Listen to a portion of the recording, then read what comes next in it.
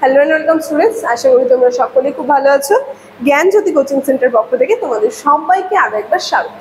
তো আমি মীরা ম্যাম, আমি আজ তোমরা যারা যারা এসকেবি ইউনিভার্সিটি এন্ট্রে first semester minor Bengali paper নিয়ে পড়াশোনা করেছো, তাদের সেই সিলেবাস ভিত্তিকার যে টপিকটি নিয়ে আমি আলোচনা করবো সেটা হচ্ছে বাংলা গদ্য সাহিত্য বিকাশে সবুজপত্র পত্রিকার ভূমিকা কতটা রয়েছে সেই সম্পর্কে আলোচনা। এর আগের দিন ক্লাসে আমি আরেকটি এই সবুজপত্র পত্রিকা থেকে আরেকটি ক্লাস নিয়ে আমি আলোচনা করেছি, সেটা দেখে না থাকলে অবশ্যই সেটা একবার দেখে আসবে, তারপরে কিন্তু ক্লাসটি দেখবে, তাহলে তোমাদের বুঝতে কিন্তু খুব সহজ হবে। ঠিক আছে, ক্লাসটা শুরু করার পূর্বে আগে খুবই একটা গুরুত্বপূর্ণ ইনফরমেশন তোমাদের সঙ্গে আলোচনা করে দিয়ে যাই। তোমরা যারা যারা ভাবছো আমাদের সঙ্গে এই সেমিস্টার অনলাইন ক্লাসে আমাদের সঙ্গে যোগাযোগ করবে বা আমাদের সঙ্গে অনলাইন ক্লাসে বা নোটসের জন্য আমাদের সঙ্গে যুক্ত হবে, তাদেরকে বলে দিই আমাদের সঙ্গে যোগাযোগ করতে হলে দেখো এখানে দুটি নাম্বার দেওয়া আছে। এই নাম্বার দুটি হচ্ছে আমাদের Gyanjyoti coaching centre official helpline number. যে কোনো একটি নাম্বারের মধ্যে কল করে কিন্তু তোমরা আমাদের সঙ্গে যুক্ত যেতে পারবে।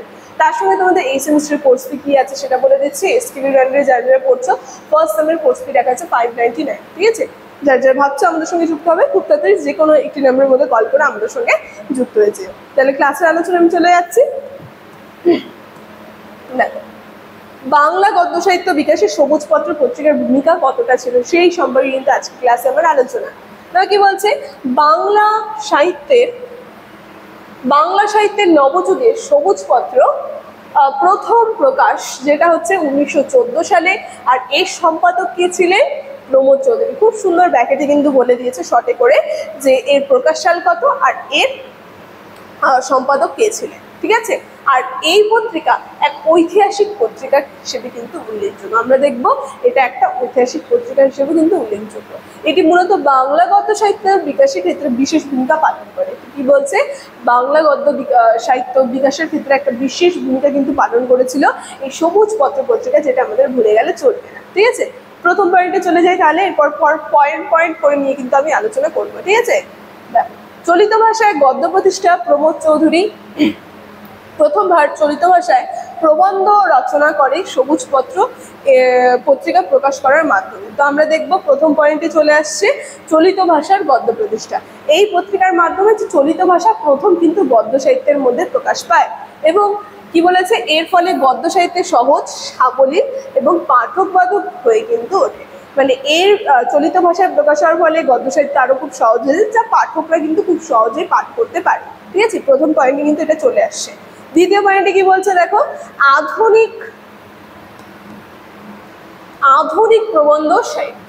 কি বলা হচ্ছে, এই পত্রিকা প্রকাশিত প্রবন্ধগুলিতে সমাজ চেতনা, তার সঙ্গে জাতীয়তাবোধ, তার সঙ্গে পাশ্চাত্য সাহিত্য চর্চা, আধুনিক দৃষ্টিভঙ্গির কিন্তু প্রকাশ ঘটেছিল। এই সমস্ত দৃষ্টিভঙ্গির আমরা দেখবো এই সমস্ত বিষয় এই সাহিত্যের মধ্যে, প্রবন্ধ সাহিত্যের মধ্যে কিন্তু প্রকাশ ঘটে, এবং যার ফলে আমরা দেখবো বাংলা প্রবন্ধ সাহিত্য একটা নতুন পথ খুঁজে পায়। তাহলে কি বলা চলছে, যে প্রবন্ধ সাহিত্যেও কিন্তু এই সবুজপত্র পত্রিকা খুবই একটা গুরুত্বপূর্ণ ভূমিকা পালন করেছিল।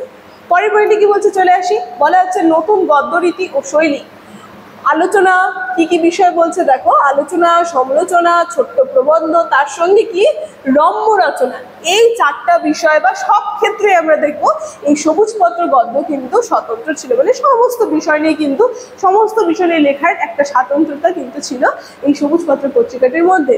এই কারণে বাংলা গদ্যকে একটা নতুন ছন্দ আর নতুন জীবন লাভ করে এই সবুজপত্র পত্রিকার মাধ্যমে। ঠিক আছে, দেখো 4 নম্বর পয়েন্টে কি বলছে, নতুন লেখকদের উত্থান। সত্যেন্দ্রনাথ দত্ত, মহিতলাল মজুমদার, জগদীশ গুপ্ত প্রমুখ লেখক এই পত্রিকার মাধ্যমে আত্মপ্রকাশ করে এবং তাদের লেখা গদ্যের নানা পরীক্ষার ধারা তৈরি হয়। ঠিক আছে, মানে নতুন নতুন লেখকদের আত্মপ্রকাশ, নামগুলো আমি বলে দিলাম, সত্যেন্দ্রনাথ দত্ত, মহিতলাল মজুমদার, জগদীশ গুপ্ত, এরকম প্রমুখ নতুন নতুন লেখকদের কিন্তু আত্মপ্রকাশ ঘটতে থাকে এই সবুজপত্র পত্রিকাটির মাধ্যমে।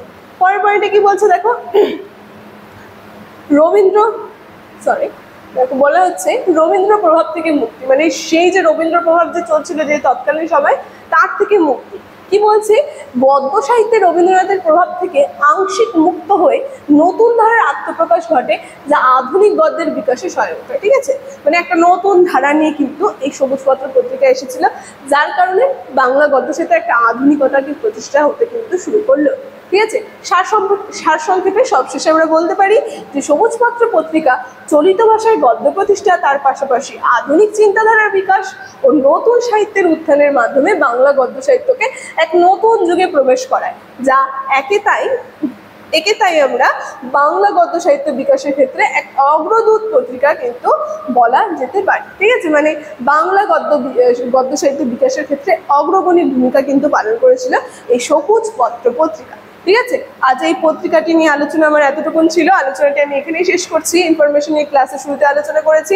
আজকের ভিডিও আলোচনা এখানেই থাকছে। ভিডিওটি শুরু থেকে শেষ অবধি দেখার জন্য থ্যাংক ইউ।